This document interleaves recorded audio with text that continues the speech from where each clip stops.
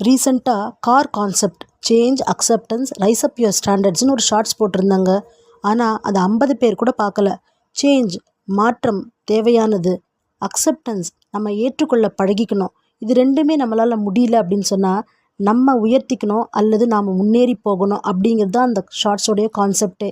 இதை ஏன் யாருமே பார்க்கல அப்படின்னு நினச்சிட்டே இருக்கிற நேரத்தில் எனக்கு ஒரு செய்தி வந்ததுங்க. அந்த செய்தியை நான் உங்களுக்கு படிக்கிறேன். ஆறுதல் என்பது பிரச்சனைக்கான தற்காலிக தீர்வாகும். மாறுதல் என்பதே என்றும் நிரந்தர தீர்வாகும். ஒருவர் இப்படித்தான் என்று முடிவானதற்கு பிறகு அவர்களை மாற்ற முயற்சி செய்யக்கூடாது. நாம் தான் நம்மை மாற்றிக்கொள்ள வேண்டும். சில சமயம் மாற்றங்களை நம் மனது விரும்புவதில்லை. காரணம், அதை எப்படி கையாளப் போகிறோம் என்கிற பயமே. மாற்றம் எளிதானது அல்ல, ஆனால் அது வளர்ச்சிக்கு மிகவும் அவசியம். சிந்தனையில் சிறிது மாற்றங்கள் செய்தால் வாழ்க்கையில் மிகப்பெரிய வெற்றியை அடையலாம். என்ன அருமையான தகவல்ல. இதை பகிர்ந்த சுந்தர் சாருக்கு நன்றி.